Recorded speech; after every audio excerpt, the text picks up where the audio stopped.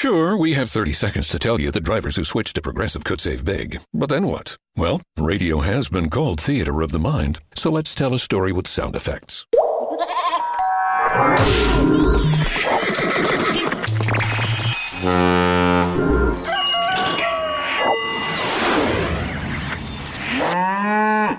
Wow, it's like I was in the story. Almost makes me forget this was supposed to be about saving big with Progressive.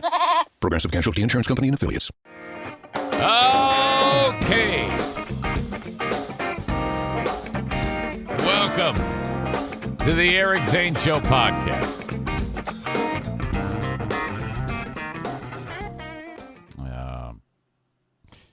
It's Friday, and damn it, I feel good about that. I feel very, very good because, tomorrow we're hosting this party. Diana, in her absolute gorgeous and incredibly giving way, has said to this family, hey, you should have the party over at our house. You can host more people. It'll be great. Now, as I sit here, you need to know that the sun, side note, is just burning in a hilarious way. It's just, there's a lot, and the zenith is acting up again. Oh, my God. Sorry, I'll move over. I know it's distracting. So anyway, where the hell was I? Focus, Eric, focus. So Diana's like, have the party at our place. So she's been like, that was the reason for wanting to get the outside of the house painted to make it look okay, get those stumps removed, and then the garage is an absolute shithole. So she was like, okay, we got to get this all done. And here it is yesterday, Thursday. She goes to work. She's teaching summer school. And the outside of the house is almost painted. I'm almost done with that. I'll be able to finish that today. There's not that much to do. Just got to get way up high on this fucking ladder and do this shit. Thank God Melissa told me about the paint hook. Just the best. But, she's been having anxiety about this garage because that's where a lot of the people are going to be. You set up the tables and you put the picture boards up for the graduate and you got the drinks set out and the food, and you put like a tent in the driveway. So this is a big undertaking. But the garage is, there's shit everywhere. I am not whenever I get something out, I never put it away. If you can't really see it here in the studio because I put it out of the camera view. It looks like a clean studio from what you see. But there is shit everywhere. All of my trivia cards, I never put them back. Andrea got me this nice fucking thing to put them back. Do I put them back? No. There's an old bill here for some reason. There's Avery's graduation announcement for some reason. A bunch of small screwdrivers for some reason. A bunch of fucking push pins. This notepad, which I actually do use. This box for the thing that I put on my foot when it starts to hurt. Oh, sorry, O'Neill. For some reason, a plastic bag. Dog shit bags are in here. Lip balm. A Tootsie Roll wrapper. The Virgin Mary with headphones on. Okay, so the list goes on and on. My coffee mug. Full of coffee. When I came up here earlier today, I put the coffee in this coffee mug. All right? The Ellen DeGeneres one. And then I drank it and set it down. Then I went back downstairs and get a different coffee mug. By the end of the day, I've got like 6 coffee mugs in here.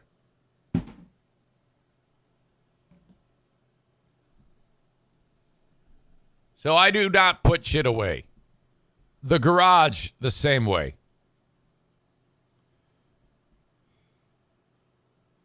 Pooh Bear is working yesterday, and I went to work. I went to work on that garage. And, man, you get everything out of the garage. You sweep the hell out of it, and then you put everything away. So, putting everything away is don't put it back in the garage for this particular, because you got to have the garage empty for the party, you know? So I did it all. She actually came home as the shit was still outside of the garage. We did it together, you know? And we put it all back down in the pool shed. So fucking sweet, man. I am stoked. And I tell you what, I have a level of rock solid Pooh Bear points that, I mean, I'm really going to have to work to fuck up. I'm really going to have to be an asshole to ruin this one. Hello? Yeah, honey, how are you? Good, how are you? Yeah, you're home today. I am. Okay, that's awesome. I was just informing the audience about the excellent behavior of your husband yesterday. Yeah, well, not just yesterday. It's been like the last several weeks getting ready. I've been on Team Pooh Bear. You have, yeah. Which is, you know, if I'm on Team Pooh Bear, that's a win, right? I can't screw it up. That is correct.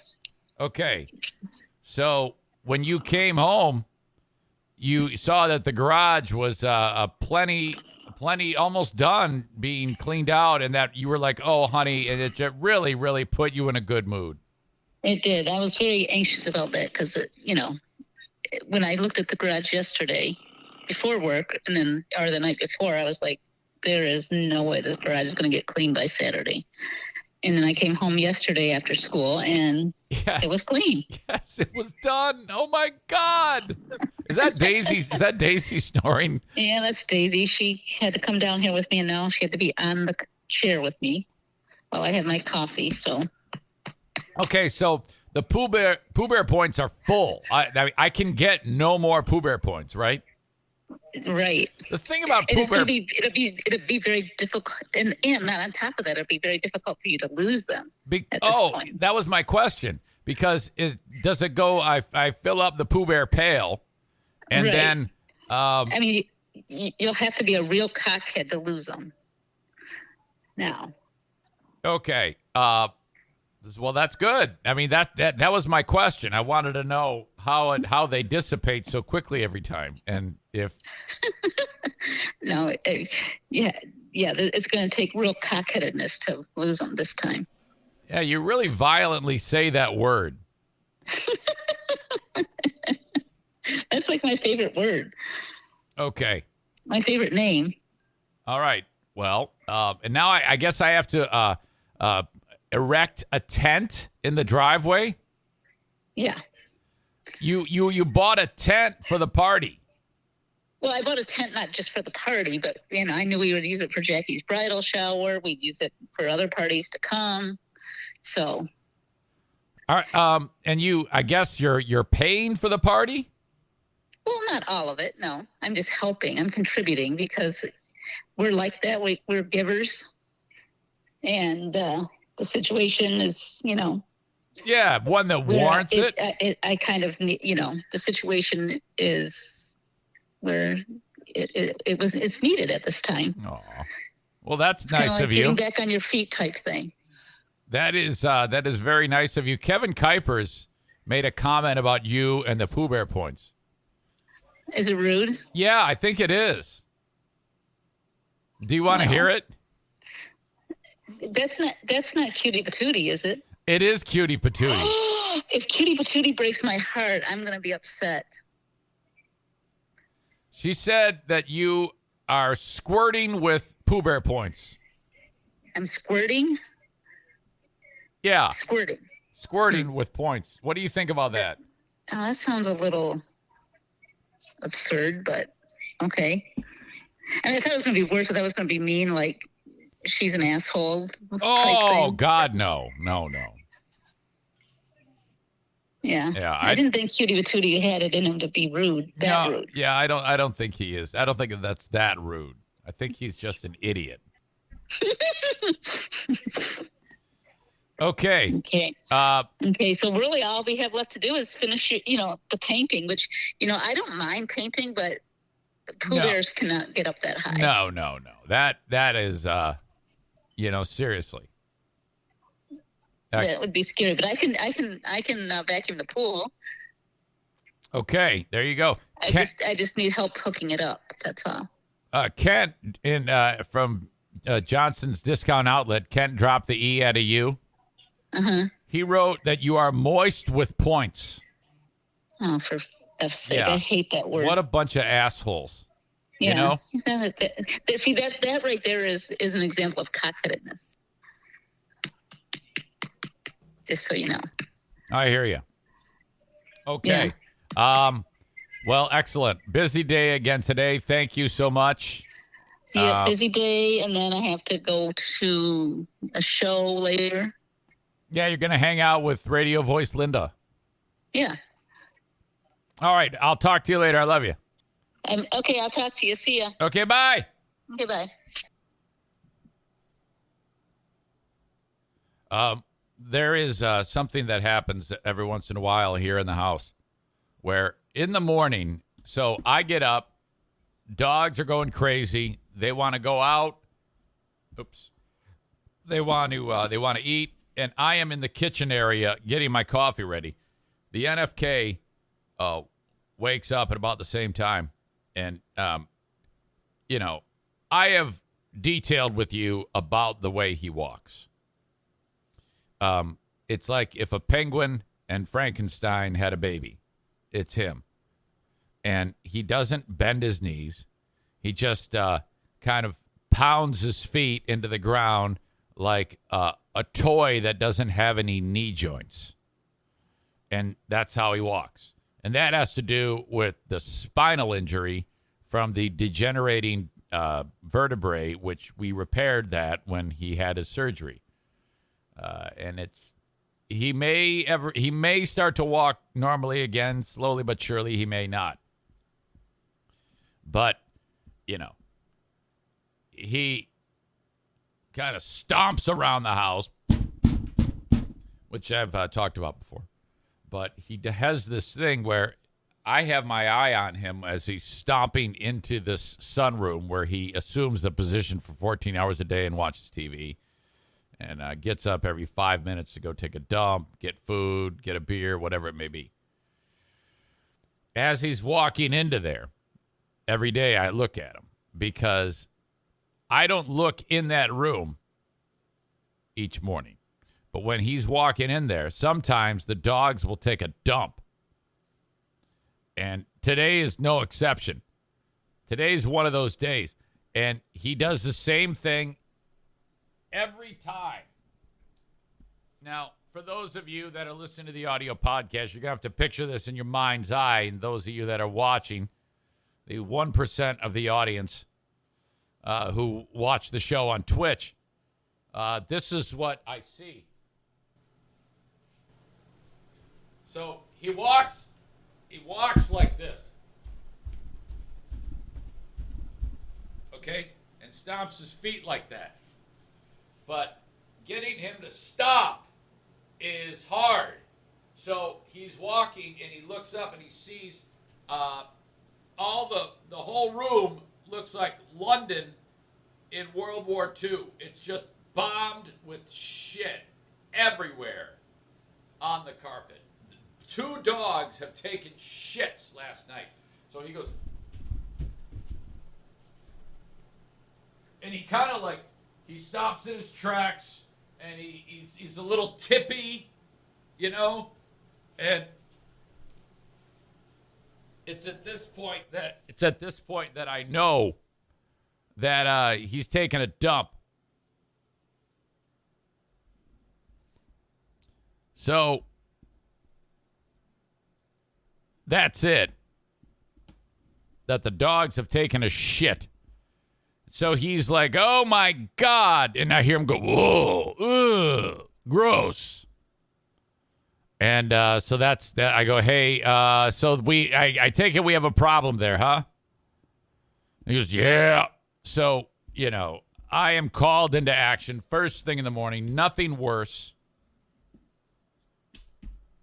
My God. I tell people, let the damn dogs out before you go to bed. Yeah, we did. No, you didn't. You did not do that. Today's a big day for the NFK, too. It is, I have to take him for an ultrasound. Docs need to take a look at his liver. So I'm a little concerned about that because when he got his physical, there was something that made his general practitioner go, I don't like the numbers here. I got to determine something, take a look a little deeper on the liver. So that's part of your old pal Eric Zane today. He has to be at the place by like 1 o'clock. So it's a busy ass day again for me because I got to get this done. We got to get Patreon podcast done. We got to finish up the Insane Asylum, get that going, get him off to not get him off. I'm not going to get him off. Get him off to the docks, and then continue on to get all. It's busy. It's just busy. And next week, it doesn't get any better because I've got Who Are These Podcasts on Wednesday, which I have to get ready for, and I'm preparing for extended time away again. Next week, Friday, there will be no show live because I am getting a colonoscopy, my first. So, hell, and I think that the preparation for it has me taking a dump like every 5 minutes because they put medicine in you to clean you out, So that might even affect things for Thursday. We shall see. It might be a podcast on Thursday where I'm getting up every 3 minutes. And I know that if I do that podcast Thursday and I have to interrupt and get up every 3 minutes to take a dump because I know some of you will talk behind my back. And you should. You should then put your foot down and say, you know what? This is wrong. I'm not going to take this. I've decided that I'm going to go listen to the radio now. I know some of you are finicky like cats and a little sensitive, so hopefully you will come back to the pack. Sorry if I offend you. The show each and every day is the audio podcast wherever you download podcasts. You can get it. You can download it. Thank you so much for being part of it. Twitch.tv/Eric Zane Live. Right now I'm on Facebook, Twitter, and YouTube, but that's going to go away in just a bit here. But if you are getting the show on Facebook, Twitter, and YouTube, I cut you off. The rest of the show can be seen live on Twitch. Twitch.tv/Eric Zane Live. Eric Zane Live. Eric, I had a question yesterday. Eric, why do you put the show on Twitch, the whole show on Twitch, and not on Facebook? Well, it's superior. It's a superior platform. First of all, I've not made a dime on Facebook. Ever. Twitch is a way to make revenue for the podcast. And Twitch, there's not a threat of being shut down because, I say something that someone gets offended at. That won't happen. That was starting to happen with quite a bit of regularity just over a year ago on Facebook. And then, if that happens, I'm done, So if you want the full show, you must go to twitch.tv/Eric Zane Live. Twitch.tv/Eric Zane Live. So I will say goodbye to you on Facebook, YouTube, and Twitter. Twitch and Facebook brought to you by Irvine's Auto Repair, Grand Rapids Hybrid, and EV. Thank you so much to them. Car Show, Thursday, August 25th at Irvine's. Twitter brought to you by Blue Frost IT, the managed IT service provider for the podcast. YouTube brought to you by Frank Fuss, My Policy Shop Insurance. If you ever want to reach me, what you need to do is send me an email. Eric@ericzaneshow.com. Chris writes, I'm sorry, I should point out that the email is brought to you by Shoreliner Striping. It is the Shoreliner Striping inbox. Chris D. writes, Eric, wanted to say that the Patreon has been so much fun recently. The interviews have been fantastic and fun. Today's and last Fridays were so good. Also, I love high chews. I count my marathon training as canceling out that habit. See you tomorrow on Twitch. You wrote it yesterday. Thank you, Chris. Appreciate the support. Yesterday, I interviewed the guy, Josh something or other, the dude who has the pet alligator that when he got pulled over and then ran from the cops, they arrested him here in Michigan. And they said, well, what are we going to do with this alligator as they arrested him?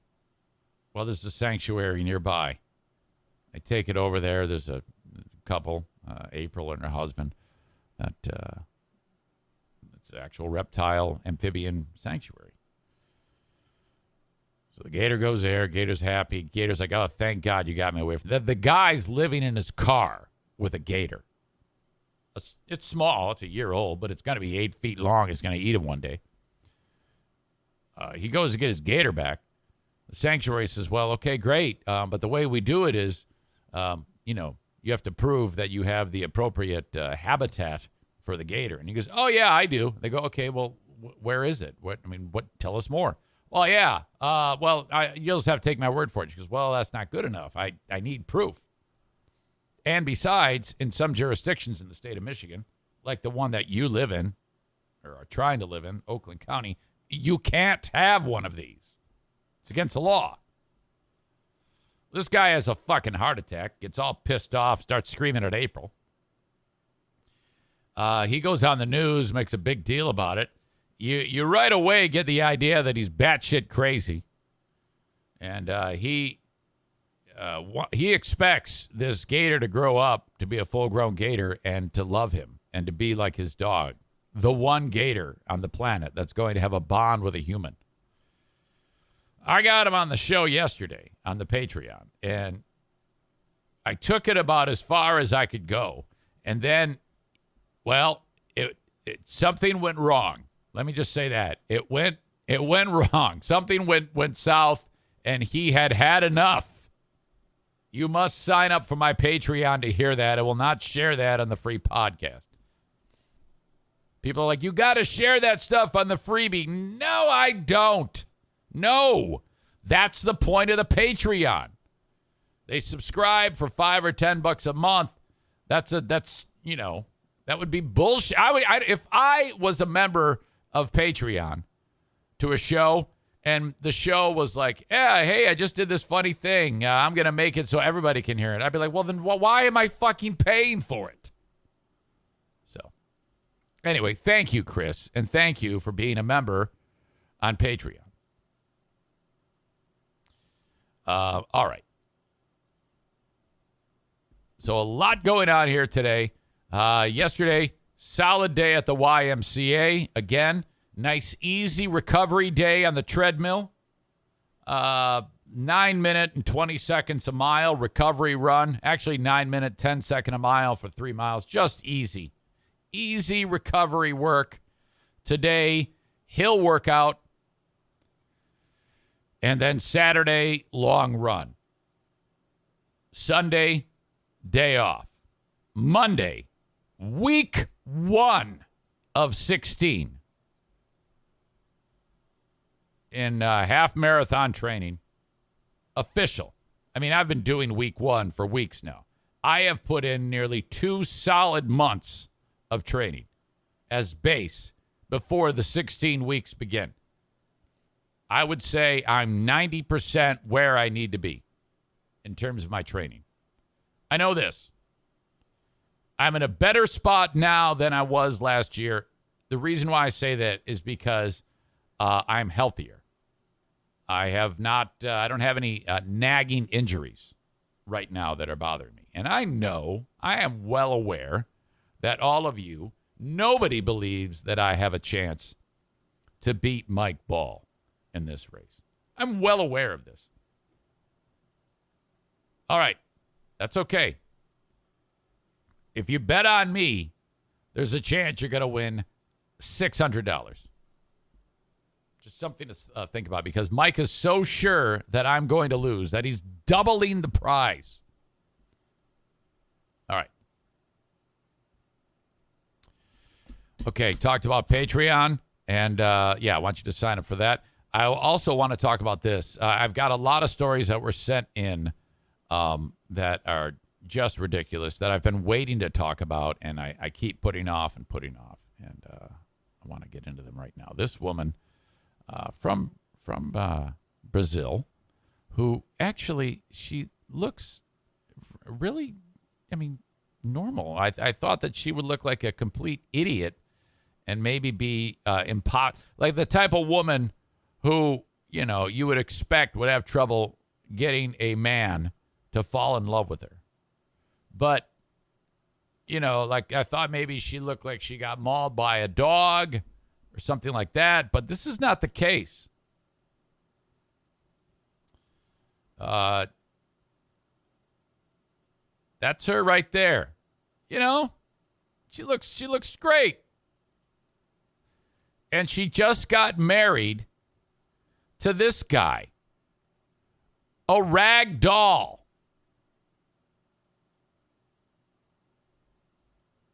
This lady's mom felt bad for her because she couldn't get a dude. So the mom made this stupid giant life-size doll, creepy as fuck, and said, here you go.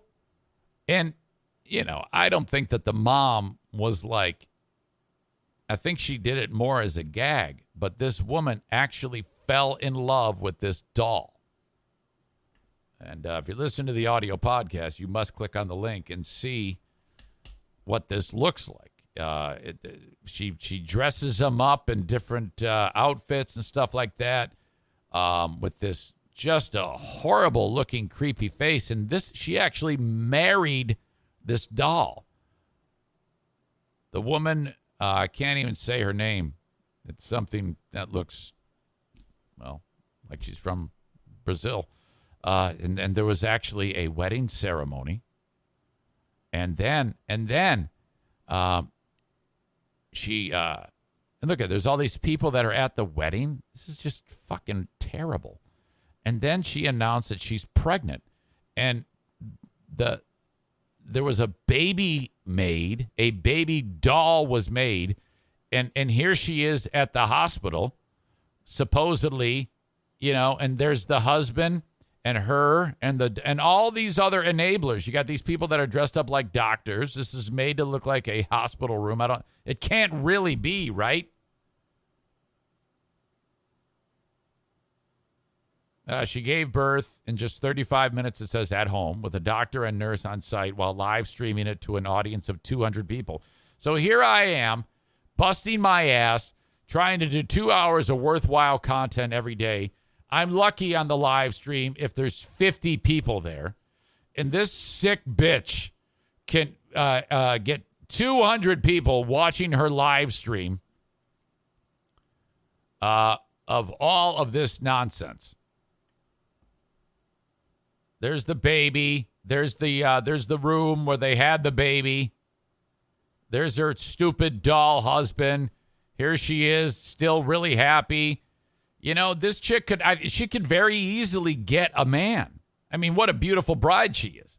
And here she is on the wedding night. She's put dude into the pajamas. She's getting ready to have sex with the doll. I mean, seriously. This is bad on so many levels. She has 4 times the audience of her live stream of the birth of the doll. So that's bad. And then you get guys like Kenny who, seriously. I want the audience. Kenny just wants the next Mrs. Kenny. And this doll has better luck than he does.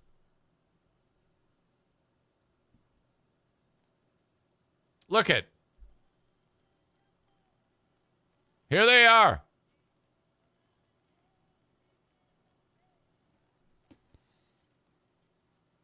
This is all these different pictures in like a music collage form. The happy couple.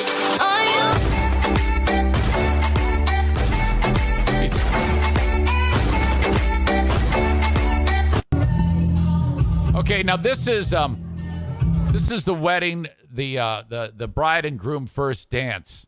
This is ridiculous because the groom is propped up on this stand, and she's like doing the dirty dancing thing.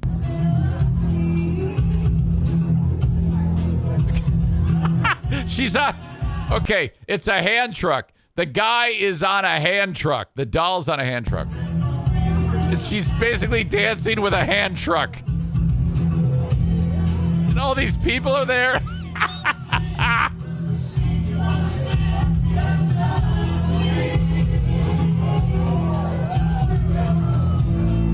She needs to unbuckle his pants and blow him right there in front of everyone.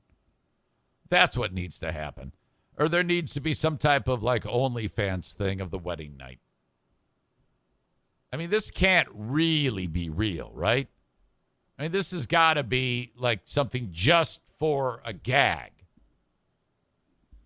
Because if this is actually real and you're invited to this childbirth or something like that, I mean, you know how like if you're an alcoholic and you're doing crazy shit, they have an intervention, and then or a drug addict, and they try to give you the old tough love thing to get you, on the right track.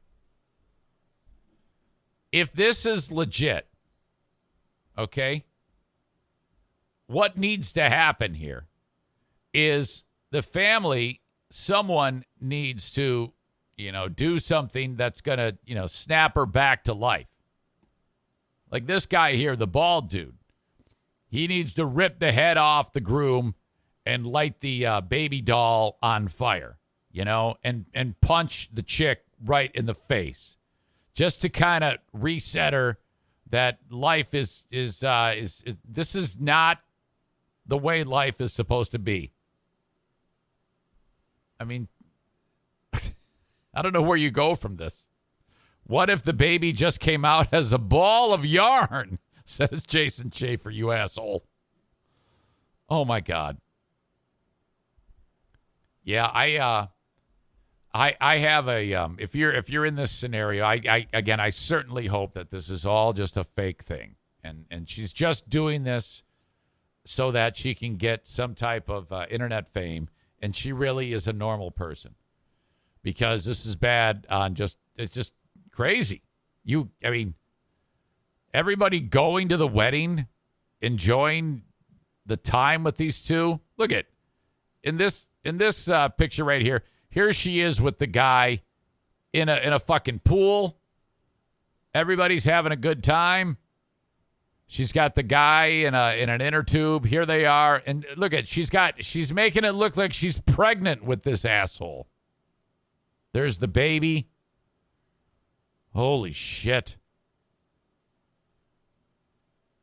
This is so screwed up. I don't know what's worse, this chick or the guy who wants to spend the rest of his life with the Gator. My God. All right.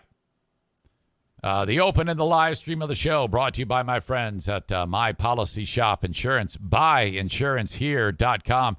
616-914-4070. That is how you get in touch with Frank Fuss.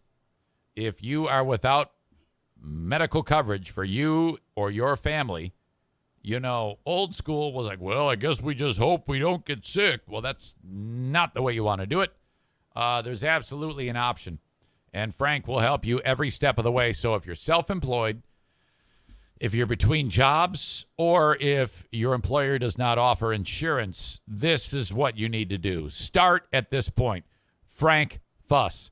Buyinsurancehere.com. 616-914-4070. Mention me, and he will help you every step of the way. And he's free. Nothing, it doesn't cost you anything to utilize Frank's services.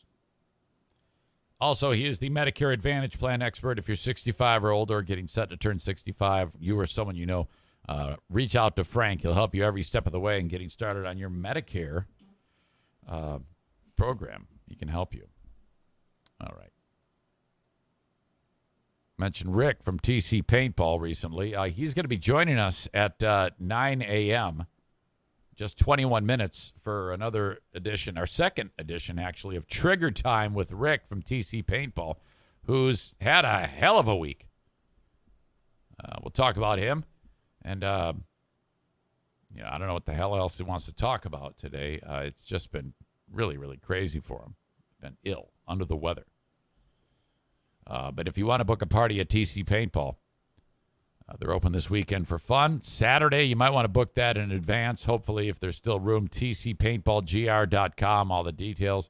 You can drop in any other time during the week. Wednesday is Ladies' Day, and it is Kids' Day, the Little League Day. tcpaintballgr.com. Comedy in town this weekend. Bobcat Goldthwait is in town. Full House Comedy online at fullhousecomedy.com. I want to reach out. I don't think it's going to work, but I was just talking about Frank Fuss, and I wanted to reach out to Harry E. Reid Insurance Incorporated. These are the guys who, I can't remember if it was on the Patreon yesterday or the free podcast. I always mix it up. Harry E. Reid Insurance. Those are the ones who, on Juneteenth, on the business, this is in a town called Millinocket, Maine. Juneteenth, it's whatever, we're closed. Enjoy your fried chicken and collard greens. Oh, fuck. I actually got a hold of the business right next door to them. It was a diner. And talking about the attention that this has brought onto the community. It was a lady who did this, who made this comment. Melanie Higgins, I think. I am so sorry for any pain I have caused and the negative attention it has brought to our beautiful community. And so it's kind of like blowing up for the folks at the Harry E. Reid Insurance Agency. Rightfully so. I mean, come on now. So I think that this warrants a phone call. Tried to get him yesterday. All I got was Adnan says the number is disconnected. Already tried. Well, that doesn't mean I'm not going to try.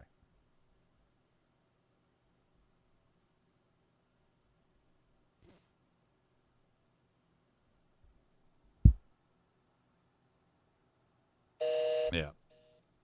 They're screwed. Oh, my God. And so all the other insurance companies are, because a company like that, they shop around and try as an agent for the customers and try to get them the best deal. That's what an independent does. So now all these other companies have dropped them, like Progressive and Allstate. And said, yeah, we just won't even talk to you anymore. So basically, this fucking idiot. I guess my question is, if you're smart enough to run a business, you have the acumen to take care of customers, all the things with the billing and balances and doing all the appropriate things to be a licensed independent insurance agent, the education that goes with it, the people skills that goes with it. How can you be that strong in those things and then that fucked up in something so stupid that you would write something like that and with just one thing, ruin your business? And I don't care how much you apologize.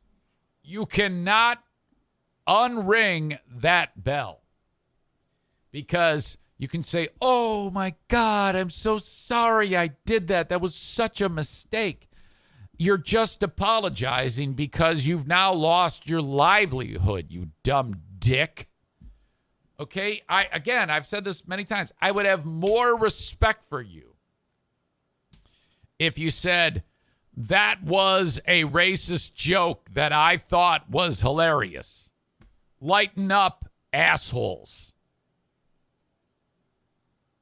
As opposed to the apology. It was a racist joke that I thought was hilarious.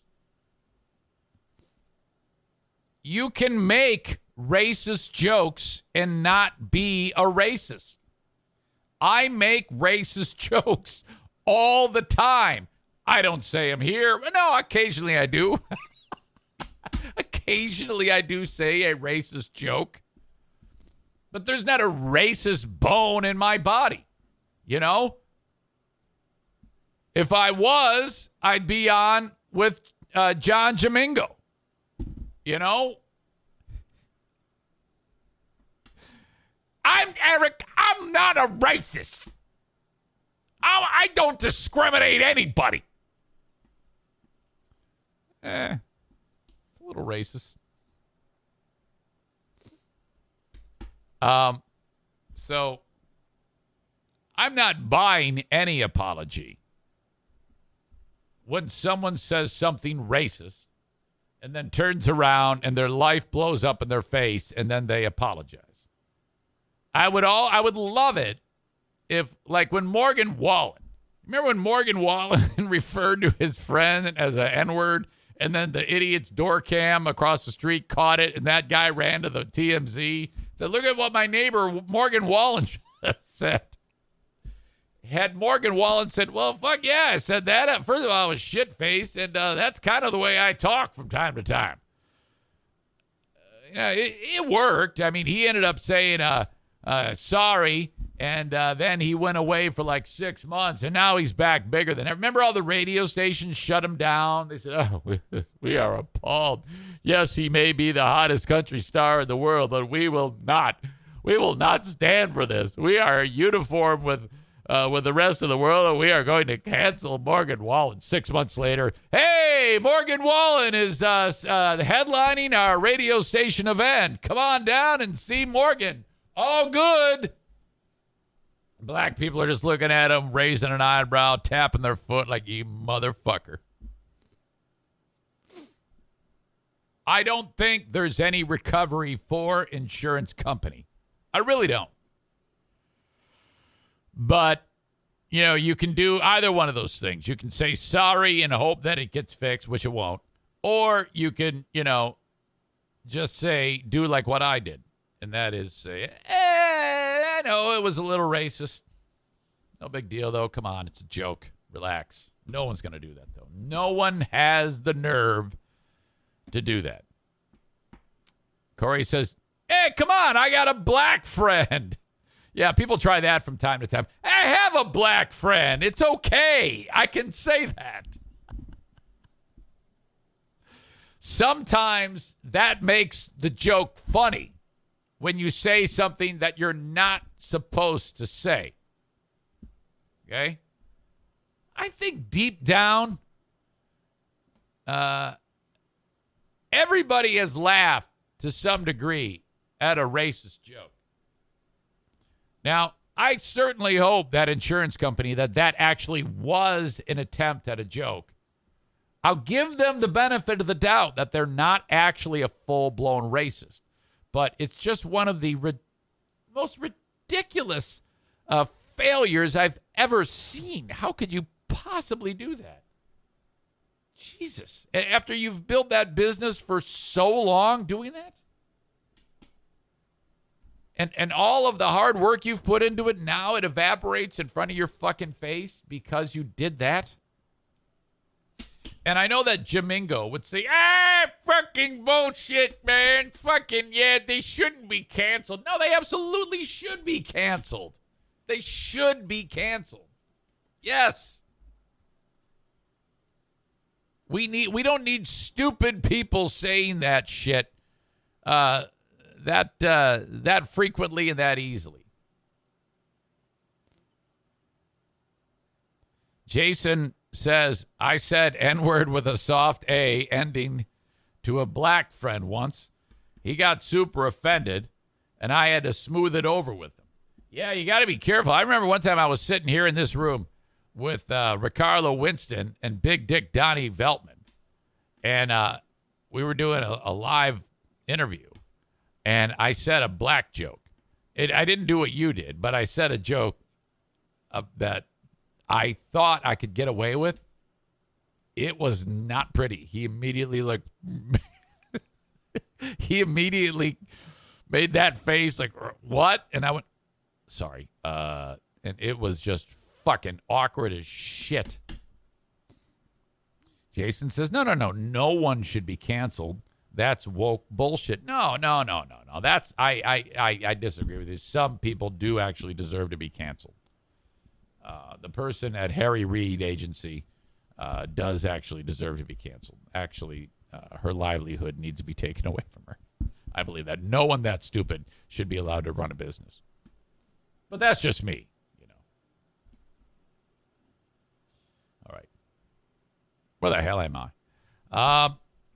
Moving on.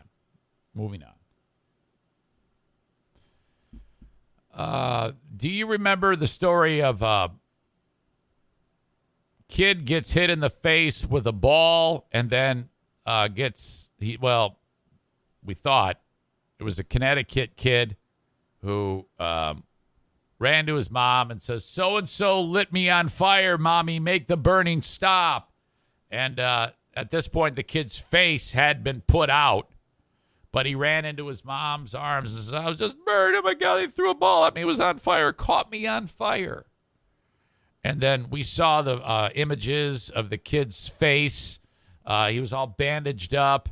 And the mom said, yeah, a bully did this. A bully who's been mean to him in the past lit a ball on fire and threw it right at his face. And everybody went ape shit. And it was terrible, you know. And but then more and more news came out recently. I think it was this week on this show or late last week, that this mother of the kid, seen right here, she said, no, that is not what happened. My son did not do that. My son was the one who helped him. So everyone's like, wait, what? And a GoFundMe was made for the kid that got caught on fire and all that shit. And so that was weird. We're like, what? And then she produced video from her house that shows that the kids were reckless.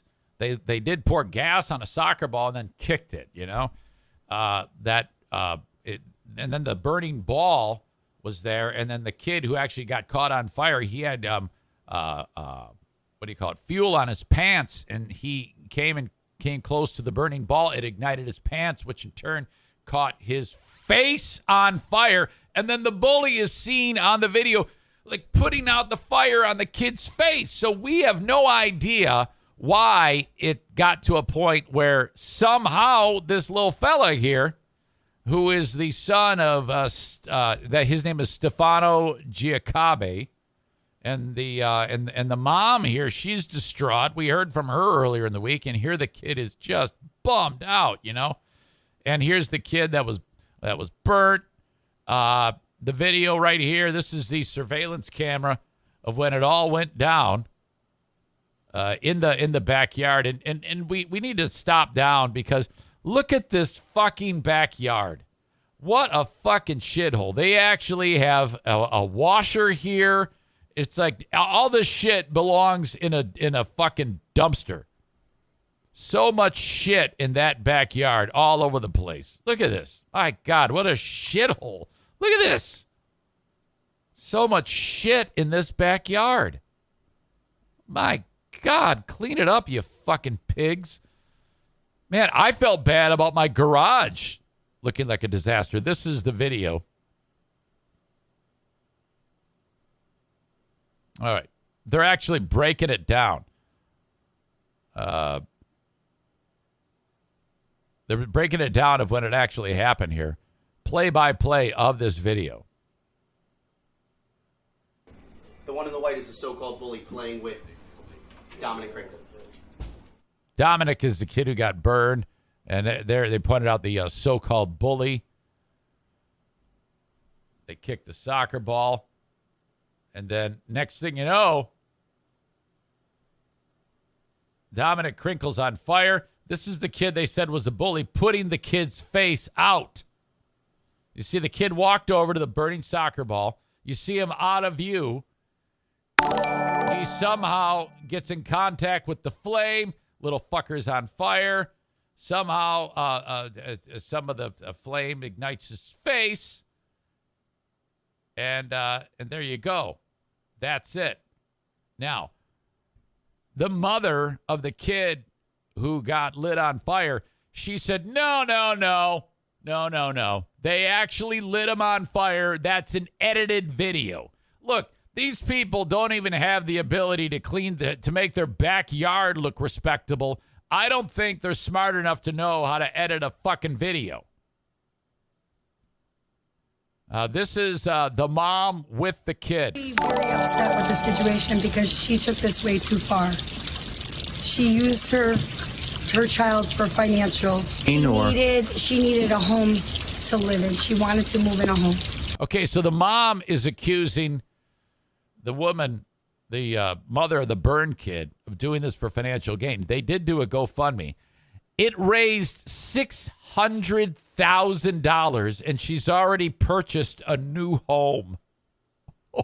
So this is really starting to get ugly. She made that statement. Right. And I feel, like I said, she used the financial gain and used my child to use him as a bully. And we're very upset. She's kind of like white trash MILF hot, you know? I think she might be into anal, this chick.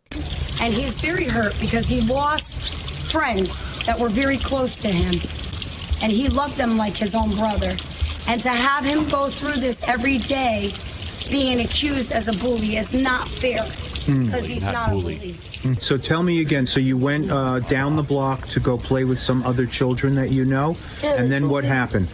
They told me to get away from the house and don't let me have fire. He lost a friend. He lost a friend that he really cared for. So the police department sat outside for 3 weeks. 3 weeks of threats at this house. Phone calls in the middle of the night, what they wanted to do to me and my child. They probably wanted you to clean up the place. Enough is enough. Wow. All right. All jokes aside. A case of sibling rivalry. Fucking total bullshit. Wow. Yeah, the mom buys a house for $600,000.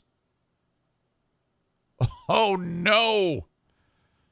All right, the campaign raised about $600,000. The money has been used to buy a new home. The sale of the home is set to close very soon. The family was forced to move out to a hotel after the incident. She claimed that once the family had moved to the hotel, she started receiving death threats. She was forced to relocate again, this time to a relative's home because she feared for her family's safety.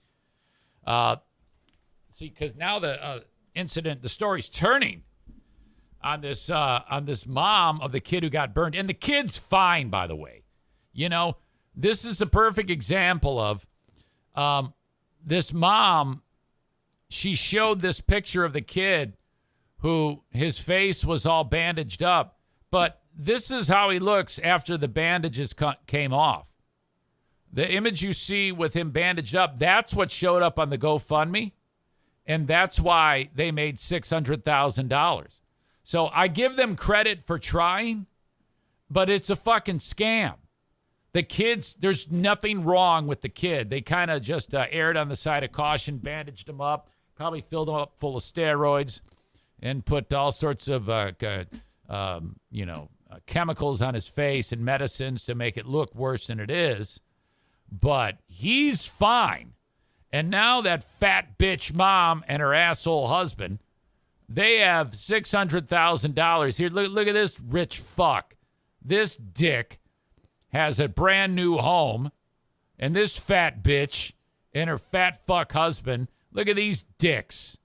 They've got hey, I tell you what, 3 weeks ago, I was on their side. But now they can go fuck themselves. What a bunch of fucking scumbags.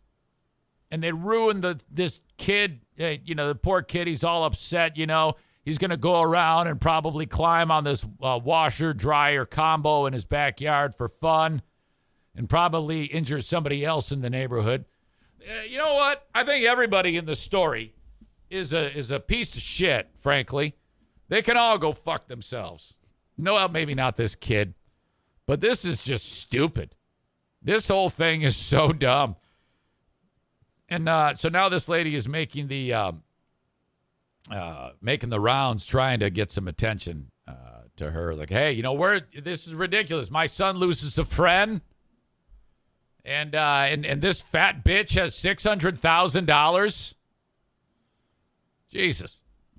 I didn't know that. I thought Connecticut was supposed to be full of some of the wealthiest people in the country. And we get these two loser families here in this story alone. Jesus. Yeah, somebody needs to do someone, I forgot which one of you just wrote it.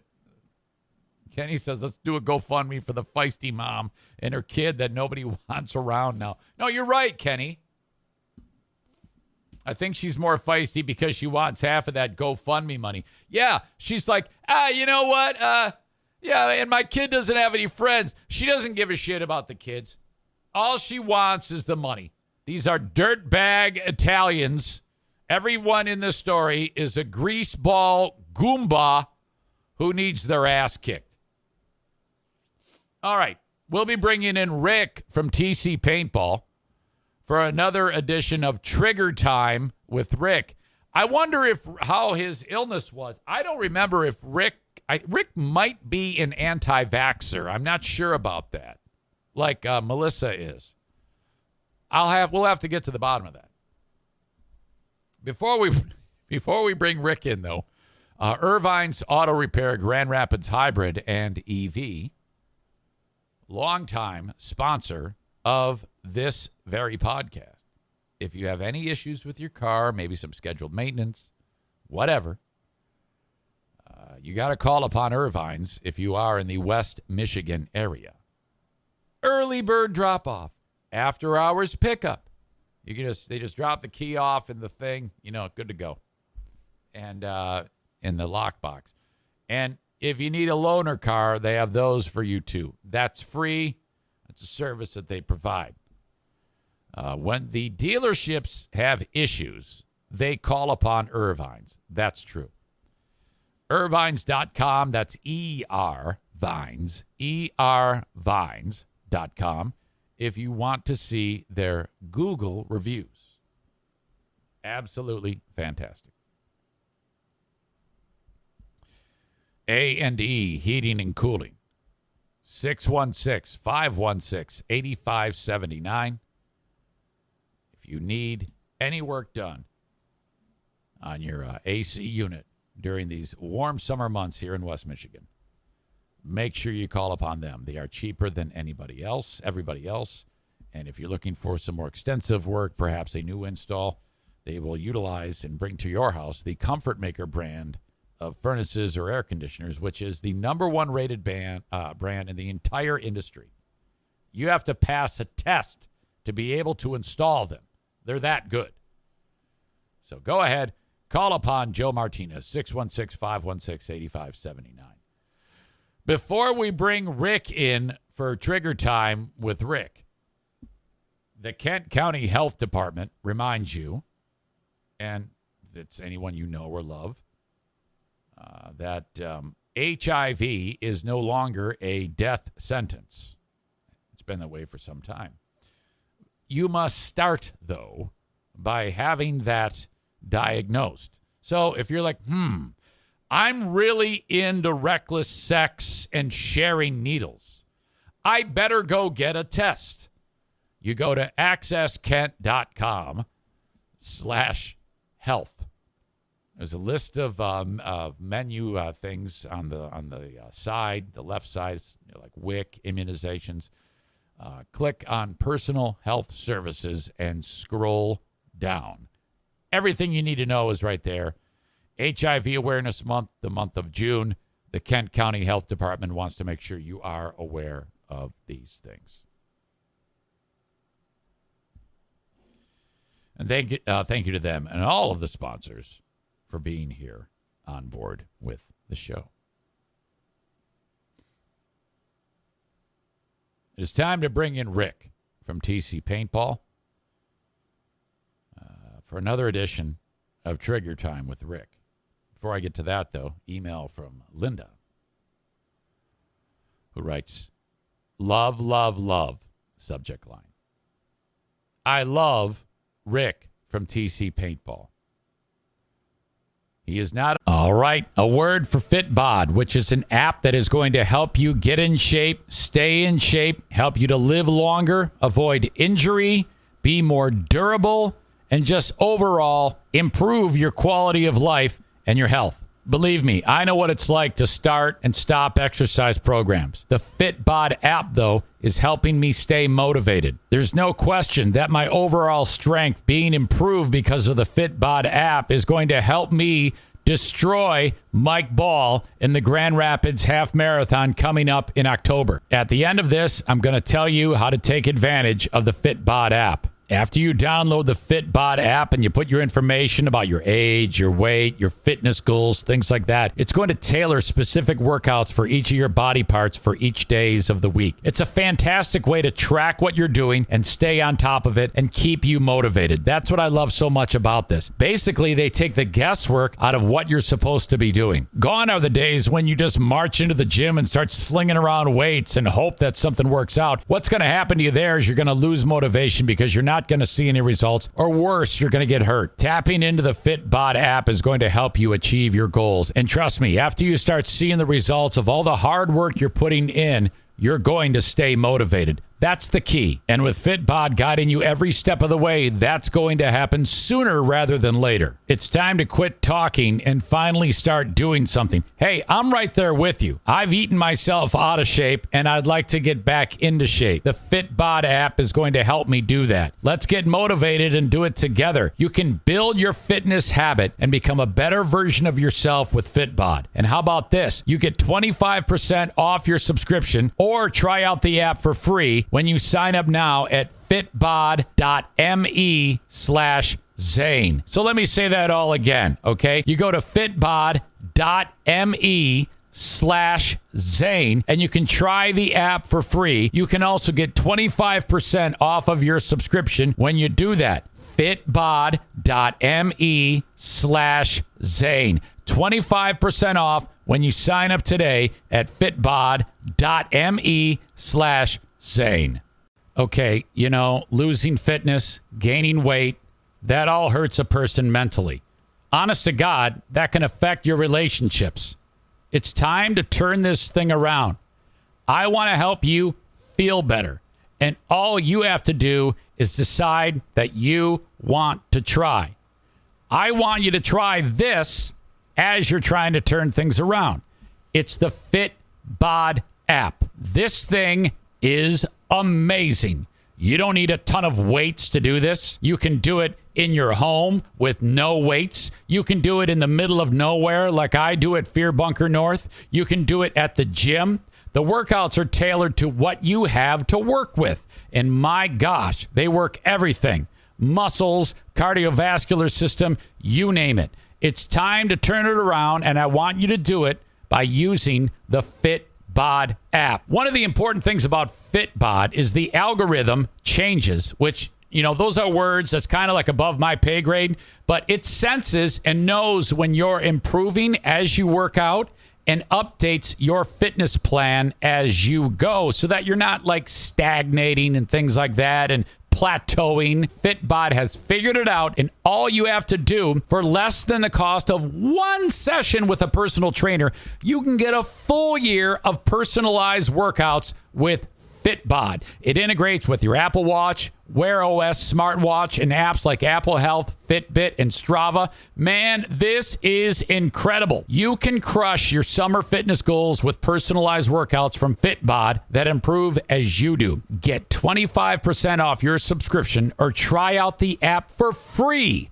when you sign up now at fitbod.me/Zane. It's got to be fitbod.me/Zane. Try it out and see for yourself. 25% off your subscription or try it free at fitbod.me/Zane. Fitbod. Afraid to plant a flag and say what's on his mind. I don't always agree with him. But what I don't agree with, I just quiet that voice because I am so physically attracted to him. I know he's married, but my God, I fantasize about Rick from TC Paintball. Signed, Linda.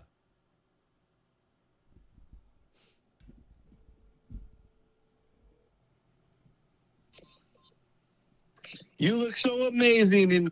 wait a minute. Wait. Mover! It's a beautiful mover! I thought you like forgot the words in your illness haze. Oh, ask Kenny. You can't forget those words.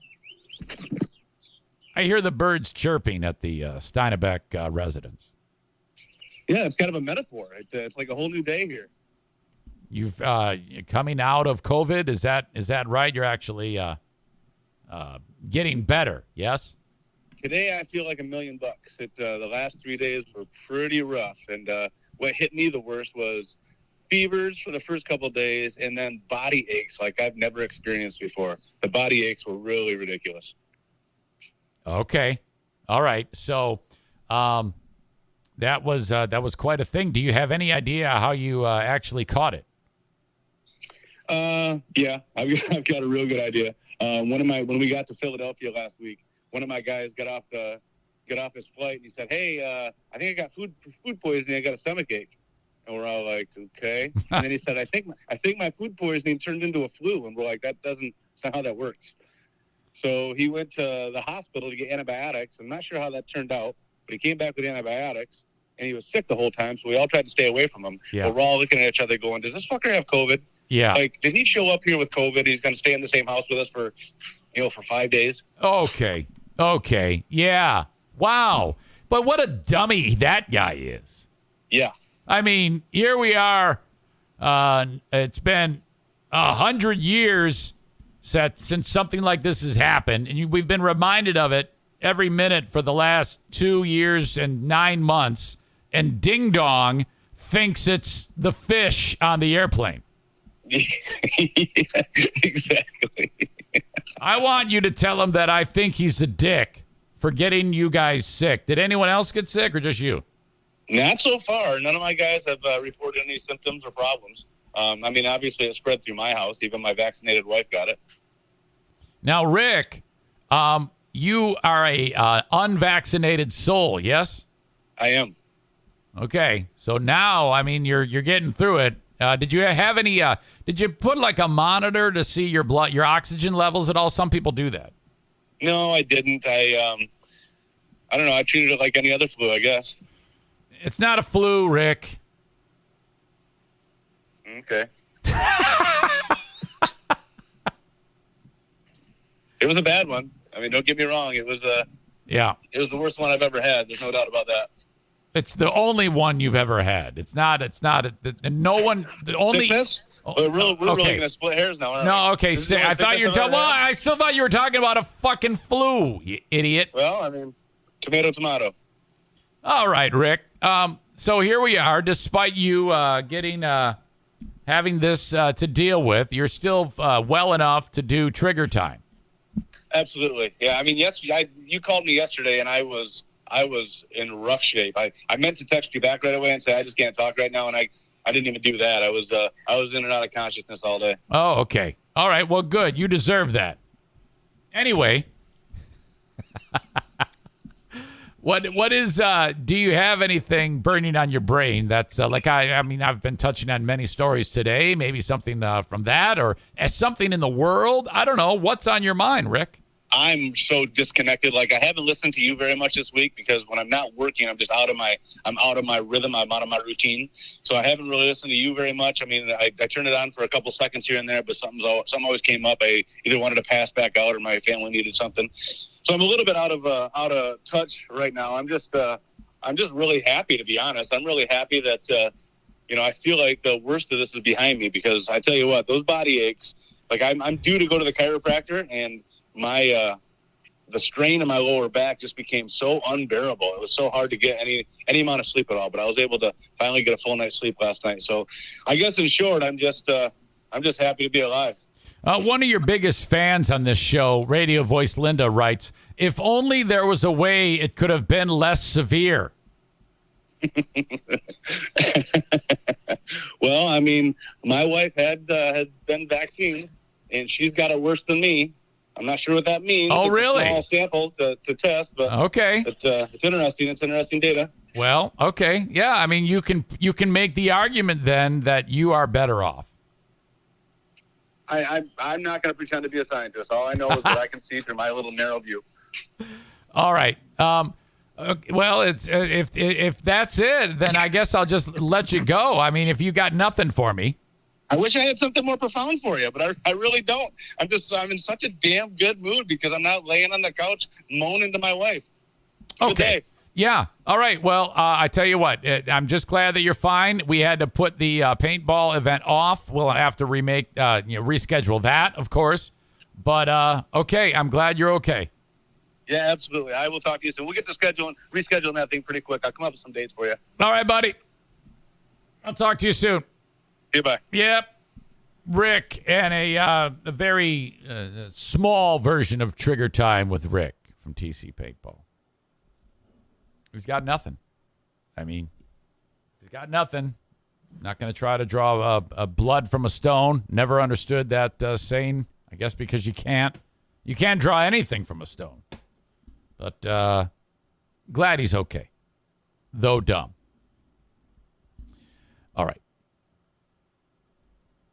Thank you to Amanda for sending this along. And if you ever encounter a story that you'd like to send my way, please do so. Eric at ericzaneshow.com. I am in a constant state of flux because it seems like the people who send me stories eventually become the people who hate me for whatever reason.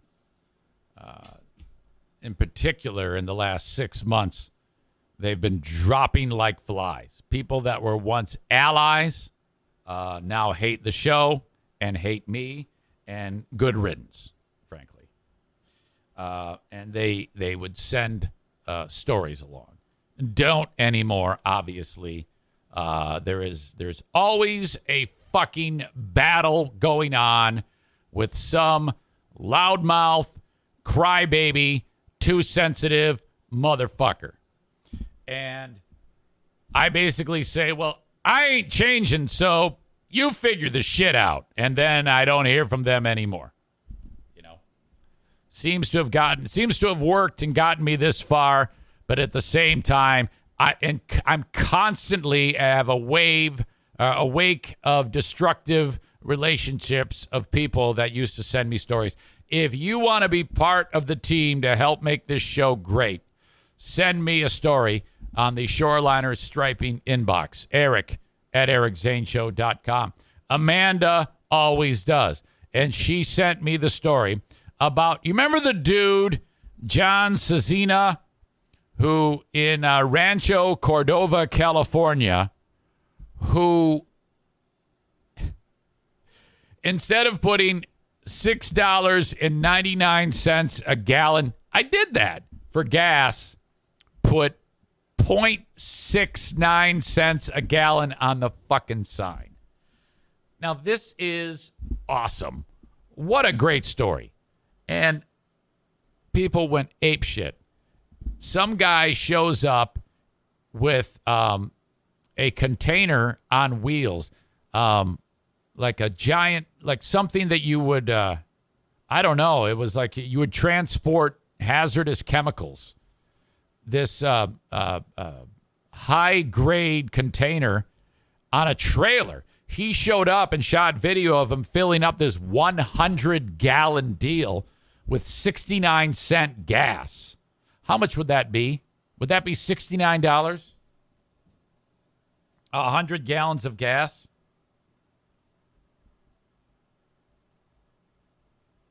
Yeah, 100 gallons for $69. If you paid $6.99, that'd be, I had to use the calculator to determine that was $699. So quite a savings for that guy. He actually filled it up and he said, we ain't messing around. You see, filling up the fucking thing. So it took about an hour, and then the word spread like wildfire, and good on those people. The people in Rancho Cordova, no one narked. You go and if it's just 69 cents, you go get the gas for 69 cents. It doesn't matter if someone fucked up. If it says 69 cents, you go get it for 69 cents. You do not go in there and say, hey, guess what? I'm doing you a favor. Your pump says 69 cents. It ain't your problem. Go get the gas. They're insured. They'll figure that shit out. Don't worry about it. In fact, what I would do if I was running a gas station, I would do what John Cezina did, but I'd do it on purpose.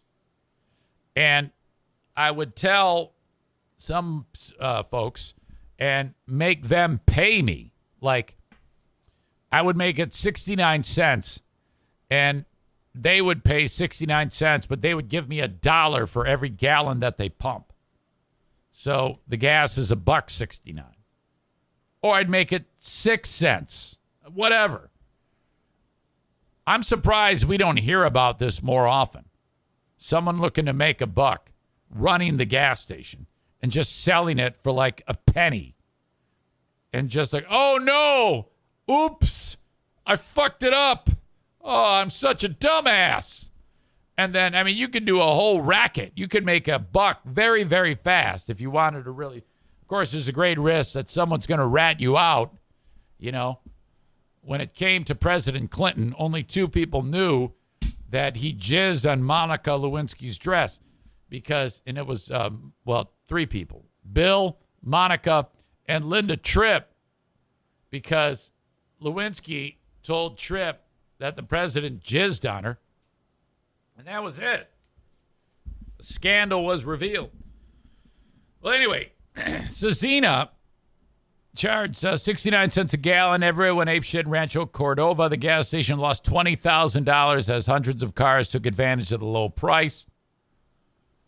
Cezina was fired. They fired him for that. And he seemed really nice about it. He was like, yeah, it was a mistake. It was my fault. And he seemed polite and sweet. His sister, Paula, did a GoFundMe. And she said in the GoFundMe that we are going to repay the station owners in hopes of getting his job back. Now, I'm pretty sure, because he was super affable and friendly and nice, I'm pretty sure that his efforts led to a lot of people reaching out to him in different industries. Hey, you can come work for me. But still, they wanted to go through with making the gas station whole. And I was like, fuck, you're doing too much. Okay? Maybe something for the owner of the gas station if they're inconvenienced in any way. You know, a lot of times they don't really make any money on the gas. They make money on the food that you buy. I mean, but the oil companies, I mean, fuck that. You got to do a GoFundMe for the dude who lost his job. So the sister does the GoFundMe, and it raised more than $24,000. The sister says he doesn't have to pay it back, but just the fact that he is doing it and wants to do it shows a lot of his character and honesty and responsibility, and I'm really proud of him for that. So, and I agree. I mean, like I said, the interview you saw this dude, he's like the nicest guy. Cezina told the local TV station he was worried about getting sued by the station owners. Craig Zimmerman, a business attorney, said he would be protected from liability from a mistake made while performing his normal job duties. Like if he did it on purpose, like, hey, I'm going to fuck you up, then perhaps he could, they said. But no, he's not going to get sued.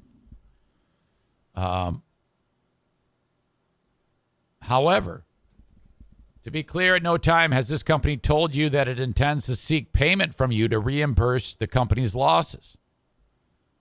The company that owns the station said in a letter to Cezina that they will not accept the money raised.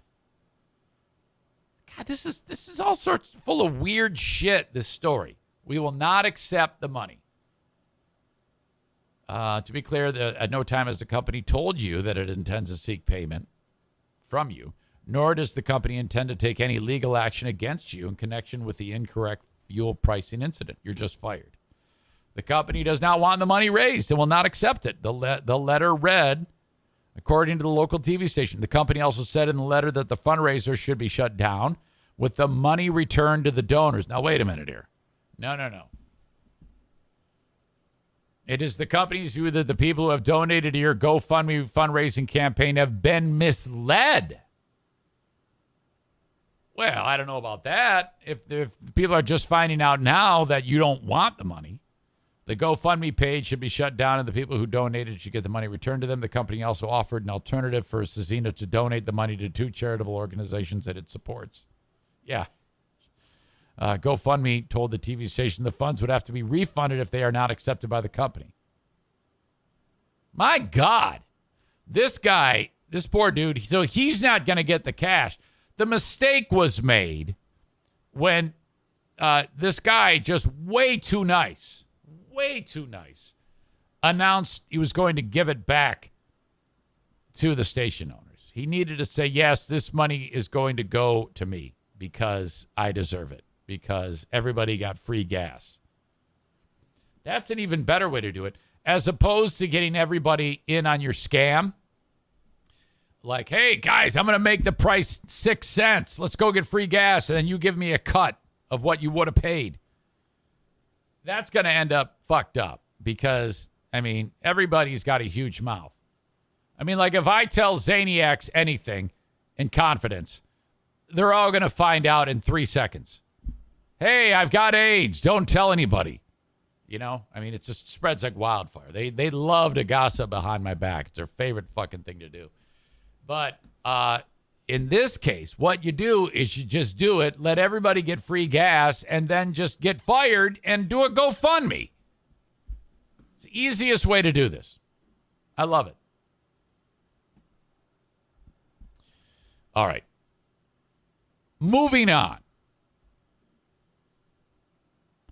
Juneteenth has led to a lot of really, really stupid moments by dumbass white people.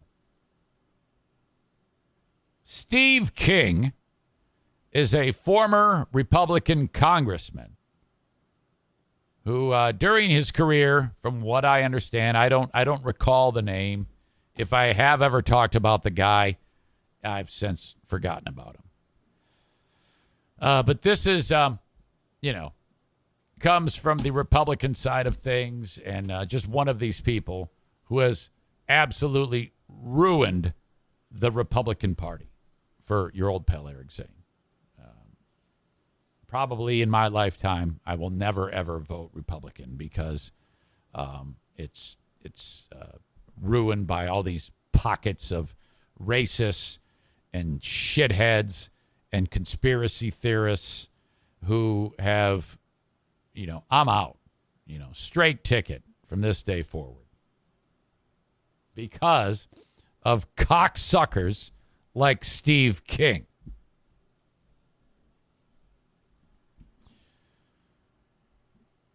The former Republican congressman from Iowa added to his long list of mistakes and stupid things he said on Tuesday when he shared his thoughts about Juneteenth and abortion.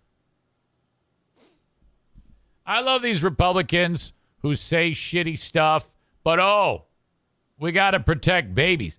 I tell you what, if the babies knew what type of world they were going to be coming into with assholes like Steve King, the babies are like, oh, God, kill me now so I don't have to be exposed to this asshole. Maybe not. But anyway, so this hot on the heels of Juneteenth watermelon salad, Harry Reid Agency, Juneteenth, eat your collard greens and fried chicken. Steve King, at Steve King IA, tweeted out, I spent Juneteenth all day in the hot sun, hoeing and pulling weeds, and thinking about what it would have been like to have been a slave. At the end of the day, I thought about what it would be like to be an aborted baby. I got to see the sunrise and sunset. So what he's doing there is comparing slaves to dead babies and saying the slaves had it made because they were able to see the sunrise and the sunset, whereas the dead baby cannot see the sunrise and sunset. I think you're better off just advocating for, the end of abortion without working the slave thing. And I mean, I understand people who advocate for no abortion. I mean, that is in my opinion, that's a hell of a thing to fight for. And I get it. And I respect people who fight for the lives of the unborn. But to say, I decided I'm going to be a slave instead of an aborted baby because I get to see the sunset might be one of the dumber things I've ever heard in my life. He equated a day of yard work to slavery to conclude he'd rather be a slave than be aborted. It seems likely King intended to bait people into trolling him by sharing a sentiment that most would find deeply offensive. Even someone who once defended white supremacy should be aware that a single day of working in the yard in no way compares to slavery. The tweet appears timed to coincide with two major events. Monday was the first time the U.S. recognized Juneteenth as a federal holiday. And King's comment also came on the day when many expected the United States to overturn Roe v. Wade. The court has not, though, done that. It should happen soon. Although King is notorious for making prejudiced comments, many found the cruelty of this particular sentiment unsettling. Man, what's wrong with you? One person wrote. This is a very mean perspective, sir. Some suggested that King's tweet is indicative of the direction Republican politics has taken in recent years. Yes, true. That is a fact. Hate blacks, love babies. Yes, Republicans are saying, yes, we hate the blacks, but we want the babies alive. So vote for us. This person wrote, I remember when this white supremacist used to be among the worst of Republicans. Perhaps the worst. Now he's just run of the mill. My God. Concerning this guy, there's a hyperlink, even someone who once defended white supremacy. I don't know if I recall this. Steve King's white supremacy comments finally enough to break conservative support. After this was back in May of 21. After defending Representative Steve King for years, conservative commentator Ben Shapiro conceded on Thursday that the lawmaker's recent embrace of the terms white supremacist and white nationalist may indicate that, yes, he may be racist. So Ben Shapiro said, all right, disavow. I've had enough. That's saying something. Just hours after an explosive New York Times article was published that examined the Iowa Republicans' ties to a far-right group and causes. A quote from King's interview, and the piece began circulating. In it, King bemoaned how the term white supremacist was deemed offensive. White nationalist, white supremacist, Western civilization. How did that language become offensive? King said to the Times while denying he was a racist. Why did I sit in classes teaching me about the merits of our history and our civilization? On reading this, Shapiro swiftly updated an old Daily Wire post he'd written to include a denunciation of his previous defense of Steve King. This guy, what a fucking asshole. This is why I'm out.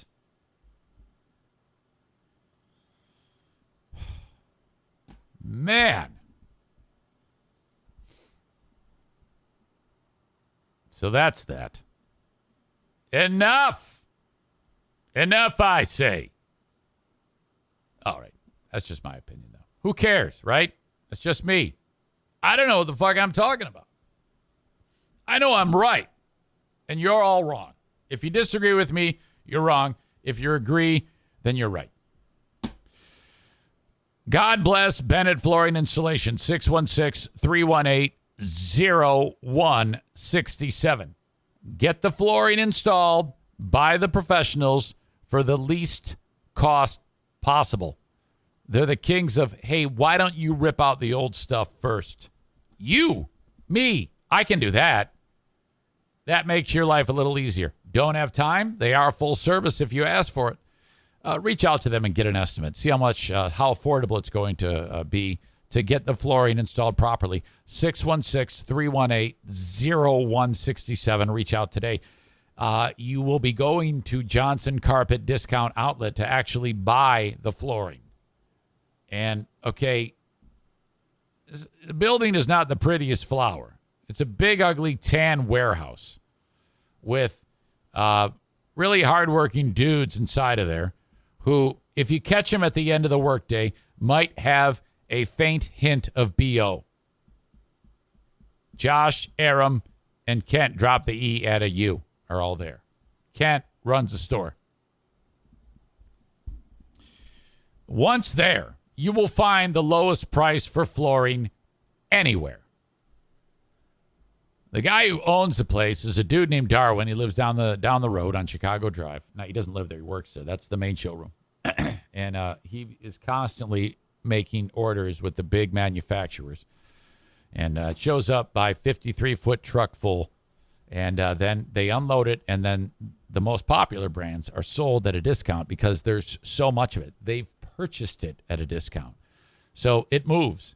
Their profit margin is still awesome, because they buy it cheap and sell it cheap. Store it all there. You pick it off of the pile and take it home.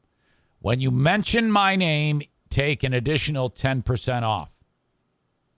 Johnson Carpet Discount Outlet, Chicago Drive, Granville, Michigan, north side of the street, right behind Little Caesars. Excuse me.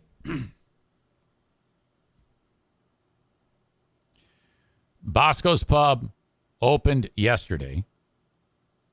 They're open today.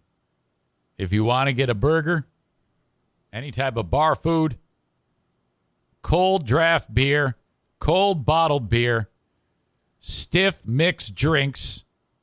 A guy, the cook, is Doug, who's making these amazing burgers.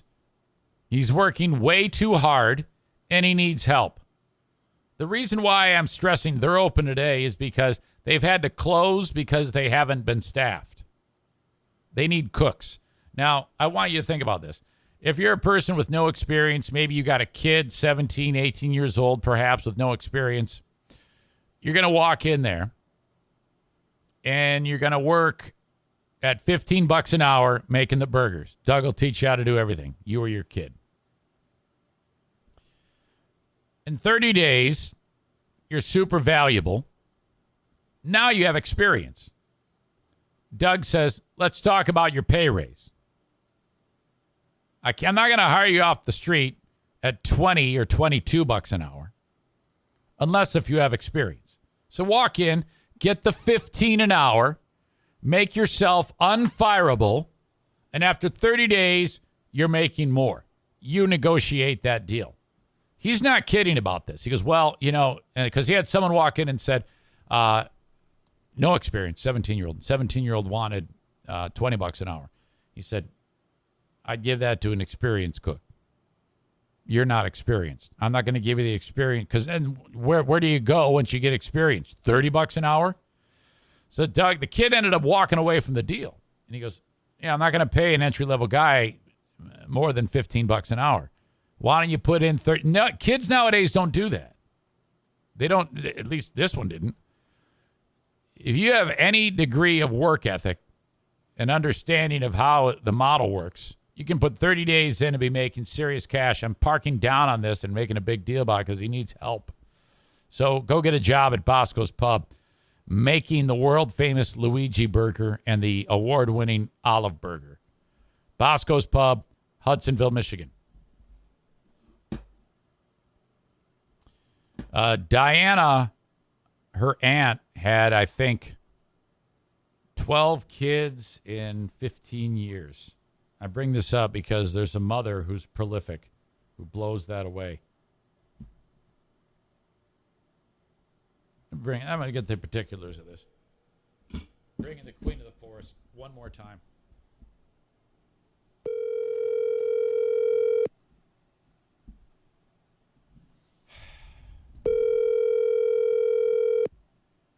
Oh, come on now.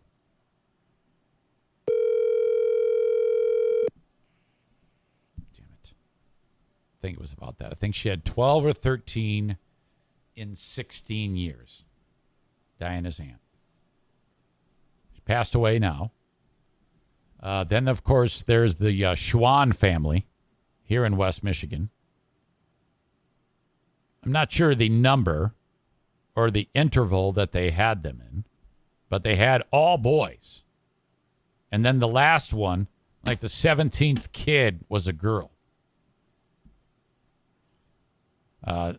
The woman who had the 12 kids in 16 years, I think it was 13. I keep saying, I think it's 12 or 13. Diana's cousin. It's all Kentucky. These hillbillies, that's all they do. Catholic hillbillies, are you kidding me? I remember I met her. I met her once face to face. And I think all of the pregnancies made her crazy. And I forget her name. But it was early in the marriage, and I went down to Owensboro, and she said, hello, nice to meet you. My name is, and she said, my name is so-and-so, and my husband's dead. That's how she introduced herself to me. I was like, oh, fuck. That's a horrible way to introduce yourself. I'm so-and-so, and my husband's dead. What happened was she had all those kids. And then shortly after the last one was born, the 13th one was born, John, who's my age. The husband was shot to death in a road rage incident. They think he was set up, but it was ugly. I don't know how the details of that went down, but she had to. So if you have that many kids and then you're forced to raise them on your own, it's going to make you crazy. That's what I think happened to her. Horrible.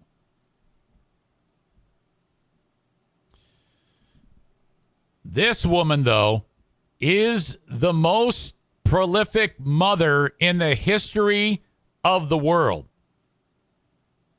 You hear about what I'm about to tell you, and then compare it to like biblical stories, which always have gigantic numbers for people. Like so-and-so had this many kids, or so-and-so lived this many years in the Bible. Those pale in comparison to what I'm about to tell you. A mother who holds the world record for the most children was warned by doctors that she could suffer severe health problems if she stopped giving birth. This rare condition has made it so that it's important that she keeps getting pregnant. Miriam Nabatanze, by the time she was 40, had given birth to 44 kids and was told that no family planning methods would work for her. Wow. Okay. I need more information. She's from Uganda, East Africa, the home of Kamala, the Ugandan giant. She's given birth to 4 sets of twins. Okay, I need paper and pen. So that's, wait a minute, 8. I'm really struggling on the math today.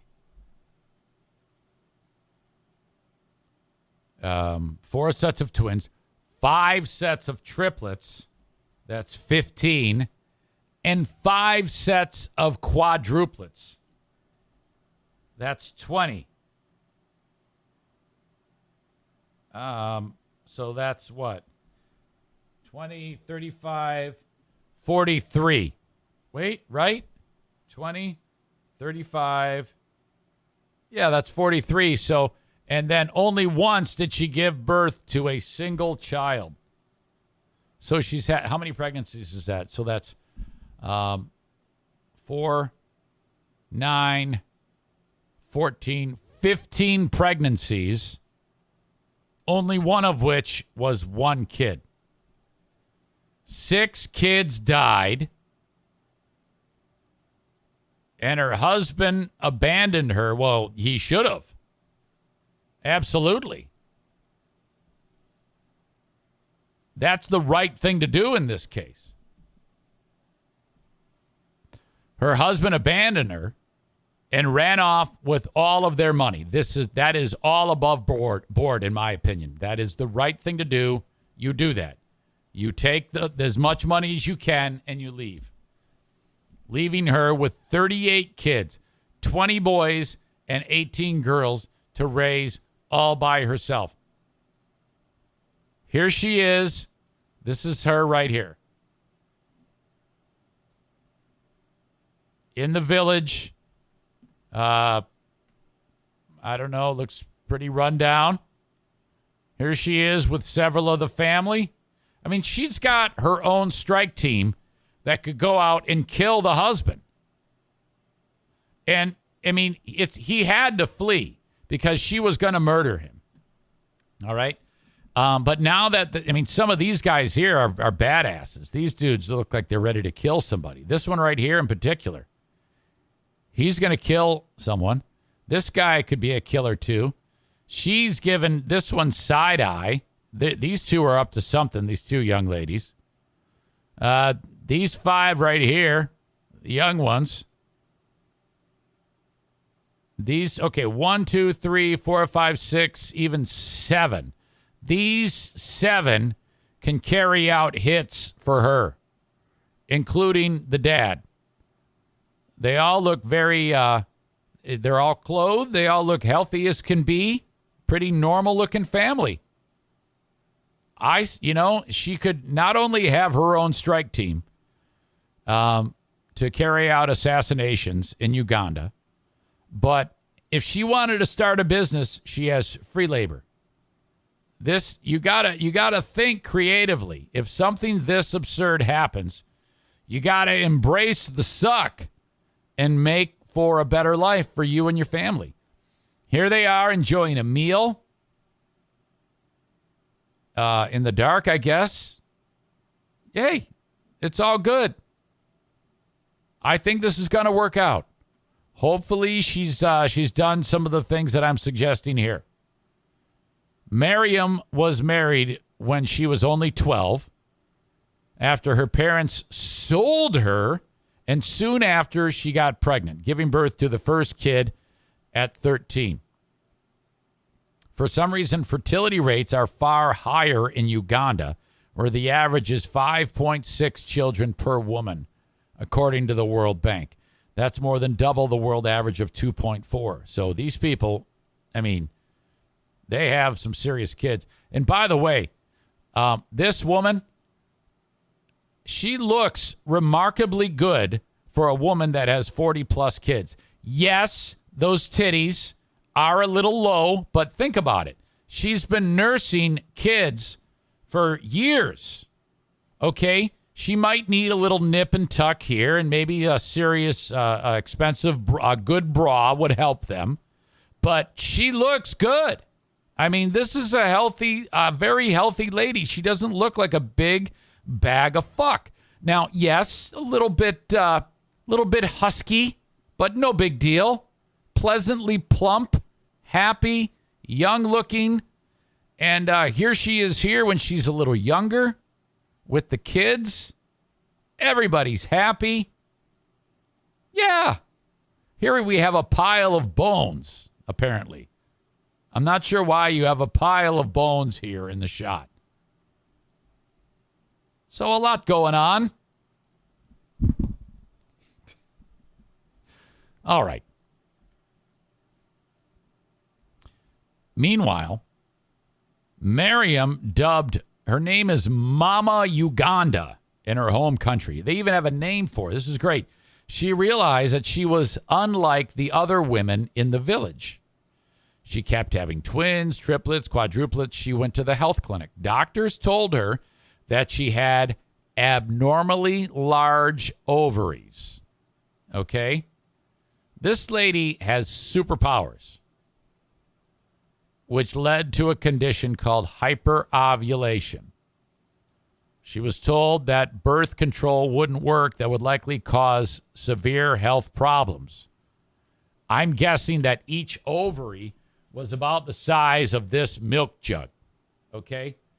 And they were gigantic, big-ass eggs. Like each fallopian tube was the size of, a big-ass conduit that you put all sorts of fiber optics through. And then the egg itself would be the size of an ostrich egg that would come bouncing down the tube.